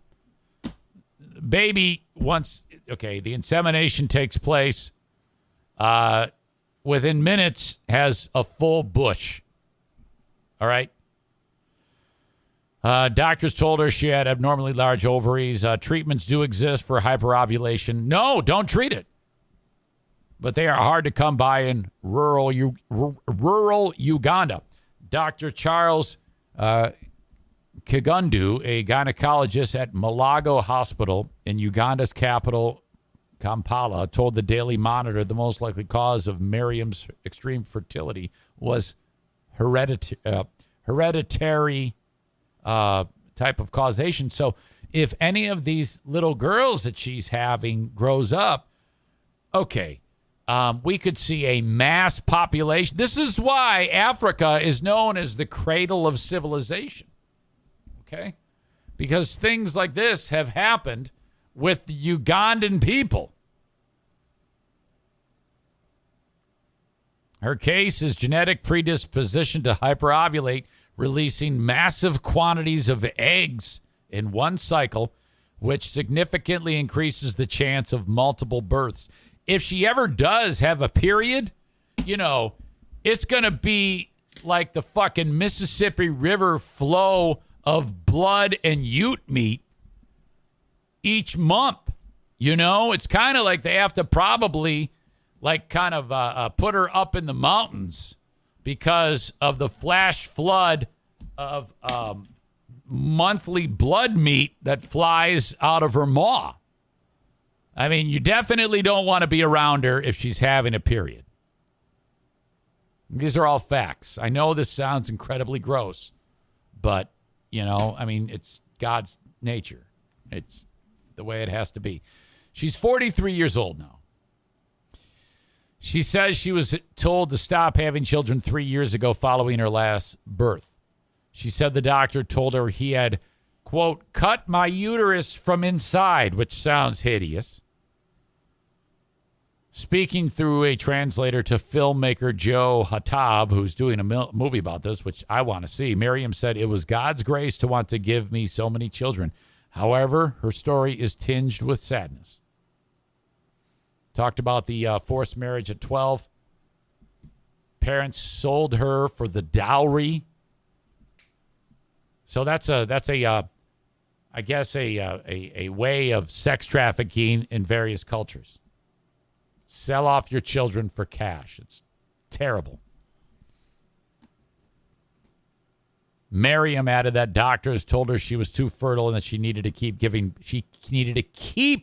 giving birth in order to reduce fertility levels in her ovaries. This is remarkable. Keep having babies. Why don't you? Do they not know about modern medicine in Uganda? I mean, is some type of birth control surgery out of the question? Why can't you just do some type of snippy? That happens all the time. No, we're recommending you keep having babies. That sounds like a bad doctor, in my opinion. She was told that no family planning method would work for her and that giving birth was the only way to ease her body. That's bad advice. Maybe it's a religious thing, perhaps like in that part of the world. That's frowned upon. You know, here in the U.S., it's kind of weird here in the U.S. because you got the people who are like, say no to abortion, but yes to birth control. A little weird.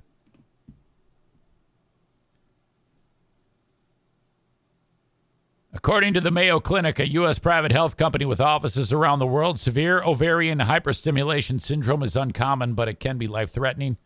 There's more complications. Today, Miriam and her brood live in 4 cramped houses made of cement blocks with corrugated iron roofs in a village surrounded by coffee fields, 31 miles north of Kampala. She told the filmmaker that a kind woman had donated some bunk beds for her kids after her husband left her. But it can still get pretty cramped with 12 in one room, sleeping 2 in a mattress. Can you imagine how much money she'd make to some sick fucks if she started? I mean, civil rights are out the door in Uganda. Human rights are out the door. She could create an OnlyFans page they could call it Kampala Orgies. Kampala Family Time Orgy.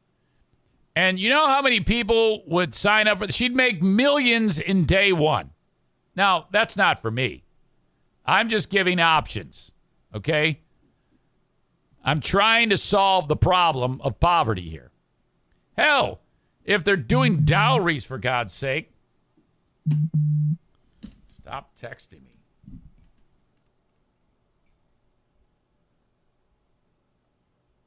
You know how I don't like to be disturbed.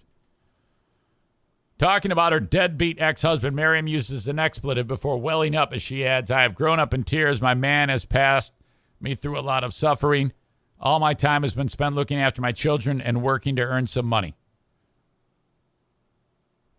She's done everything to provide for her children. She should be Mother of the Year. You know, they got to do like a Today Show special. I mean, my God, her front yard has a pile of bones. She does hairdressing, scrap metal collecting, brewing homemade gin, selling herbal medicine. She's doing it all. All the money she makes goes to food and clothing, medical care. Mom's overwhelmed. The work is crushing her. This is terrible. She, the most fertile woman in history, is alleged to be an 18th century Russian peasant named Valentina Vasilev. 1725 and 1765, she gave birth to 69 kids, 67 of whom survived infancy. So this woman's not even close. Still, this is incredible. And she's doing it all. Talk about a need for a GoFundMe. All right, maybe not the OnlyFans. I can't really even say that with a straight face because that would mean that this picture that you see here with all these young kids would have to be having sex. And, you know, we can't really get behind the idea of impoverished people in Uganda, all siblings, having hardcore group sex. It just seems a little bit too much. All right, so keep the kids out of it. She's known on OnlyFans as Big Titty Ugandan Mama. You could find her there. Someone's she could sell her milk, perhaps, to some of you sick bastards. Holy shit. Well, that's it. I think I found the asshole of the day, though. It's got to be the husband, right? Jeez. Okay. I would love to help your business. Reach out to me, Eric at ericzaneshow.com on the Shortliner Striping inbox, and I'll tell you how it works to be on the Eric Zane Show podcast. Just like my friends at Berlin Raceway. I will be at Berlin tomorrow. Get tickets and come see me and hang out and say hi and have a beer at Berlin Raceway. Racing going on. Tickets are just $12. You get them. When you buy them online, they're $12. You get them at the gate. It's just a few bucks more, but buy them online. BerlinRaceway.com. Tickets are $12. If anyone in your party's 15 and under, they get in free. The parking is free. You can bring in a cooler with snacks and soft drinks, so there's no cost there. No glass containers, and you cannot bring alcohol in. They have plenty of alcohol there for you to drink if that's what you want to do. They even have a nice bar setting where you can hang out and try to hit on chicks or dudes. And beer's cheap. Snacks are cheap. It's awesome. Smokers welcome. Not in the stands. You can't smoke in the stands, but there's a smokers area. And you're watching racing. Racing starts at 6:30, qualifying right beforehand. I will be there, Berlin Raceway. Blue Frost IT, the managed IT service provider for this podcast. Thank you so much. If you have a business, a small or medium-sized business, and that's a lot of the people that listen to this show that are sponsors, they have small or medium-sized businesses. Reach out to Blue Frost IT if you need the tech support. Perhaps you're retrofitting the office with new tech. Perhaps you're moving. You need wall drops put in, things like that. Or you're upgrading your tech. You need a complimentary consultation about what to get for your business. Sit down with Blue Frost IT, the number one managed IT service provider and tech company in West Michigan, as voted on by their peers. Blue Frost IT, 616-200-8550, or online at bluefrostit.com. And then finally, my friends at the Mario Flores Lakeshore team of Van Dyke Mortgage, 231-332-6505.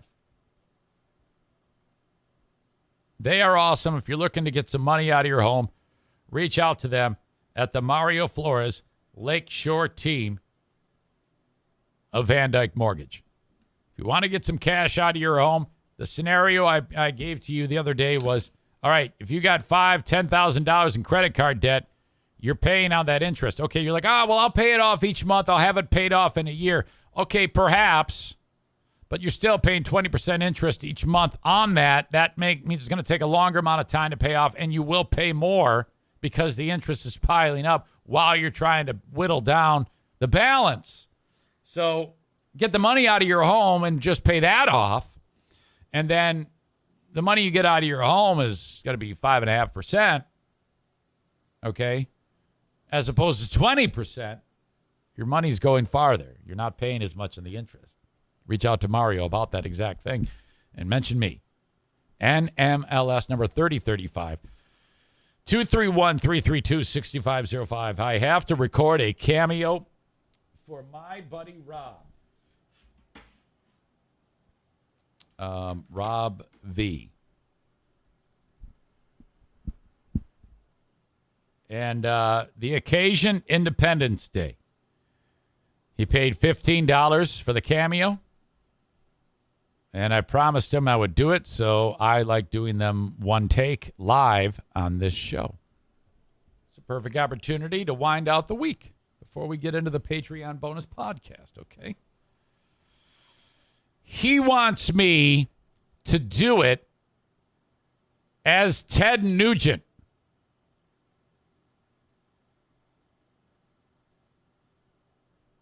Wish granted. Thank you, Rob. And you too can sign up for this, cameo.com/Eric Zane.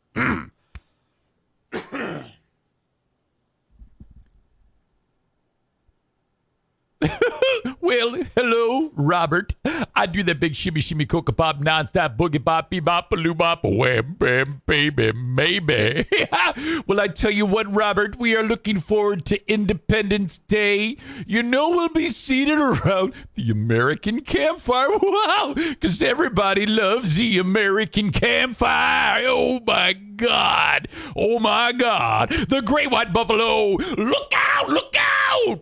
I tell you what, man, we do the big shimmy, shimmy, cook pop, wang, dang, sweet poontang, baby. Ooh, bat straps over the fire. And I say to you, Joe Biden, come and take my weapon. All the working hard, playing hard, red-blooded Americans, Detroit-style boogie-woogie. I invite you to a patriot-filled Independence Day celebration with Deadly Tedley, because you know I'm deadly. That's right, cat scratch fever, baby. Oh, fuck Joe Biden, fuck gas prices. It's all his fault. MAGA, yes. Rebel, rebel. Well, hello, Robert. I do that big shimmy, shimmy, coca pop. There you go. Thank you, Robert. I hope that's what you were looking for. That's it. Another week in the books. However, before we wrap up the show, we got to do the asshole of the day. I think it's the guy, the deadbeat Ugandan dad. Well, let me take a look. There could be a few more. Yesterday it was a rhino hunting Senate candidate. That fucking idiot. And this show, as always, is brought to you by TC Paintball. This asshole of the day brought to you by TC Paintball and JM Synthetics. Online at jmsynthetics.com. Okay. NFK this morning discovered the shit. Eric, well stocked with Pooh Bear Points. Ultrasound today for the NFK. Crazy bitch ragdoll. Connecticut mom.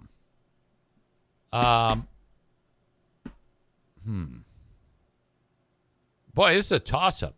It's between the mom. It's the lady who bought the house, $600,000 GoFundMe bitch.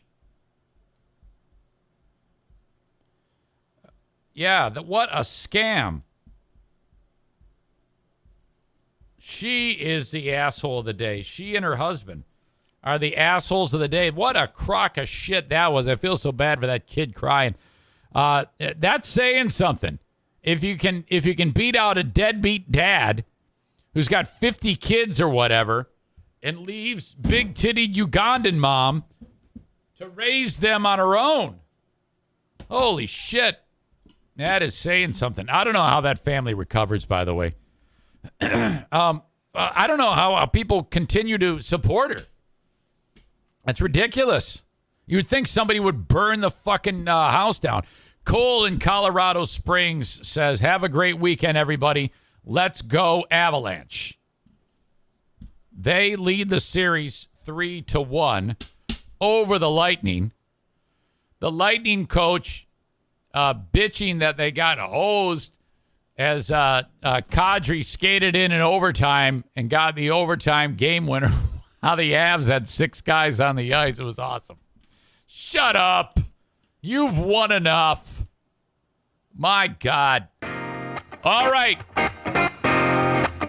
Folks, thank you. Thank you. I appreciate the support. I even appreciate those of you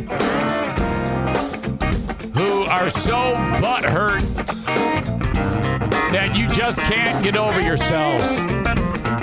God damn it. Grow up, you pussy. Have a good one. Till next time. Bye-bye.